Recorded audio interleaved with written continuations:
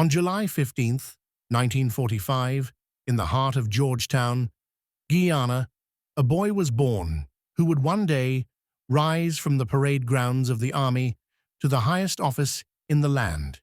His name was David Arthur Granger, a man whose life came to symbolize discipline, scholarship, and service to country.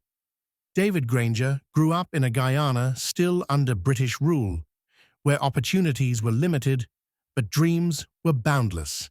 He attended Queen's College, one of the Caribbean's most respected institutions, known for shaping many of Guyana's leaders, including Forbes Burnham and Cheddi Jagan. At Queen's College, young Granger stood out for his quiet determination and love of order. He joined the Queen's College Cadet Corps, where his sense of duty took root. There, he learned leadership, teamwork, and discipline, values that would guide him for the rest of his life. After finishing school, while many of his peers pursued law or medicine, Granger followed the call of service. In 1965, at age 20, he joined the Guyana Defense Force, GDF, as an officer cadet. The following year, as Guyana celebrated independence, he was commissioned a second lieutenant, beginning a lifelong commitment to national defense. Granger's rise in the military was steady and distinguished. He trained across the world, at the Mons Officer Cadet School and School of Infantry in the United Kingdom, the Jungle Warfare Instruction Center in Brazil, and the Army Command and Staff College in Nigeria. These experiences molded him into a well-rounded officer, one who believed that military leadership required not only strength, but intellect. By 1979, he was appointed commander of the Guyana Defense Force, the nation's top military post, and later promoted to brigadier. Under his command, the GDF became known for its professionalism and education-based leadership. Granger encouraged soldiers to study, train, and serve with integrity.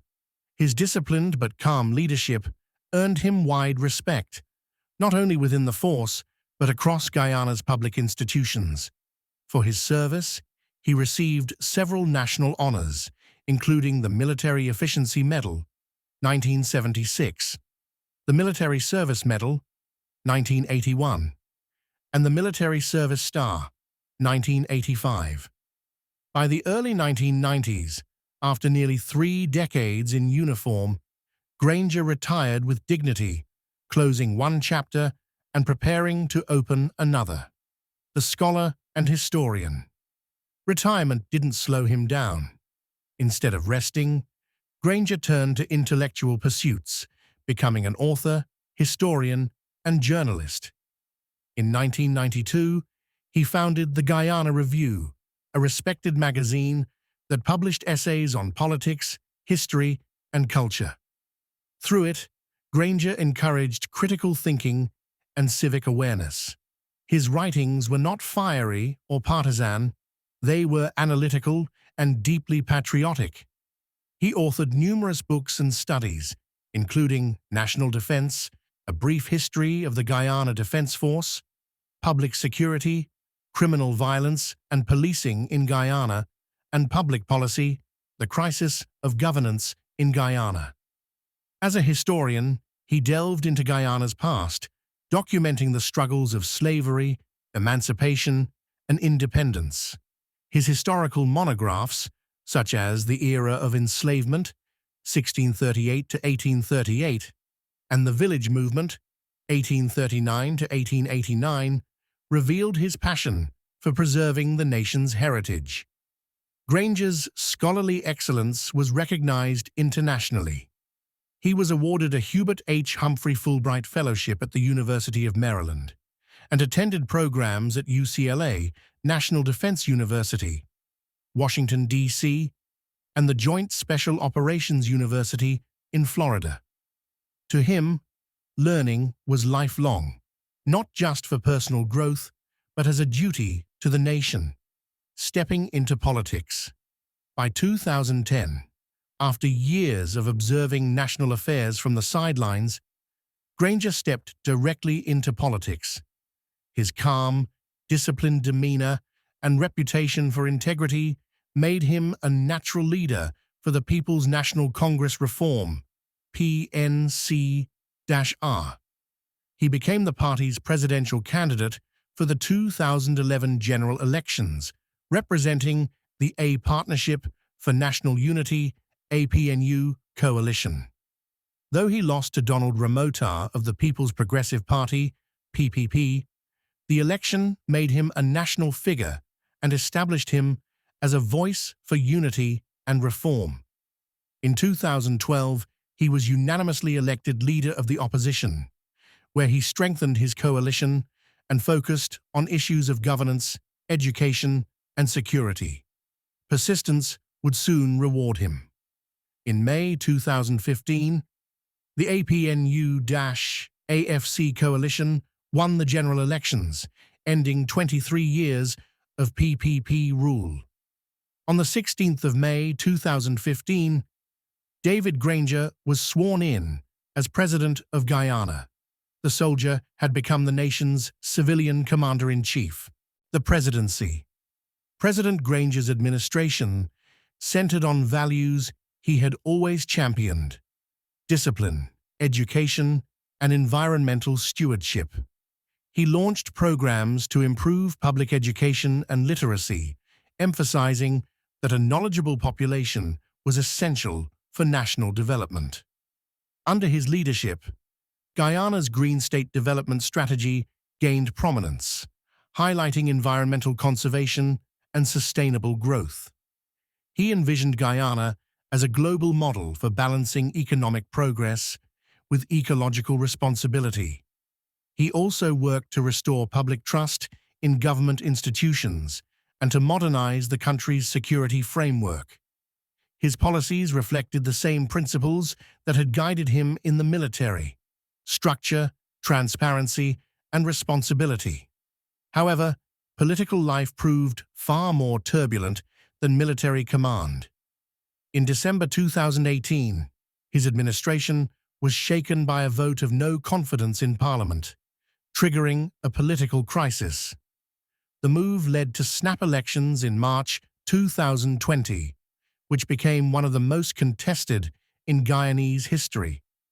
After months of recounts and international observation from CARICOM, OAS, and the Carter Center, the final results declared Irfan Ali of the PPP as the winner. Though Granger questioned the integrity of the process, he eventually accepted the outcome, ensuring a peaceful transition of power, a testament to his respect for democracy and order, family and personal life. Behind the disciplined leader stands an equally remarkable partner, Sandra Granger, née Shana Sue, Guyana's First Lady from 2015 to 2020. Known for her poise and intellect, Sandra worked tirelessly to empower women, youth, and the elderly. Her programs focused on digital literacy, early childhood education, and community development. Together, the couple has two daughters, Han and Afua, who have lived largely private lives, reflecting the family's value of humility and discretion. In 2018, David Granger was diagnosed with non-Hodgkin lymphoma, a type of cancer. The news drew an outpouring of support from Guyanese citizens across political lines. He received treatment in Cuba and recovered steadily, displaying once again the quiet resilience that has always defined him. Family, faith, and service have remained central pillars in his life. Even out of office, Granger continues to live modestly, dedicating his time to writing, reflection, and mentoring younger leaders, the author and thinker. Throughout his career, David Granger's pen has been as powerful as his command. He has written extensively about military history, colonial struggles, and national development. Among his notable works are 5,000-Day War, The Struggle for Haiti's Independence, the British Guiana Volunteer Force, 1948 to 1966, and Guyana's coinage, 1808 to 2008. He also co-edited themes in African Guyanese history with scholars Winston McGowan and James Rose. Granger's writings reveal a deep love for country and a firm belief that Guyana's identity must be understood before it can progress. Through his research, he has sought to inspire pride in Guyana's journey from colony to nation. He also served in several public and academic organizations, including the University of Guyana Council, History Society, Guyana Heritage Society, Caribbean Studies Association, and the Guyana Veterans Foundation. Even after leaving office, he continues to advocate for education, heritage, and disciplined governance. Legacy. David A. Granger's life represents a rare blend of soldierly discipline, intellectual rigor, and civic responsibility. From cadet to commander, from journalist to president, his journey embodies the idea that leadership is not born from ambition alone, but from service and learning. He governed with restraint, studied with passion, and led with composure.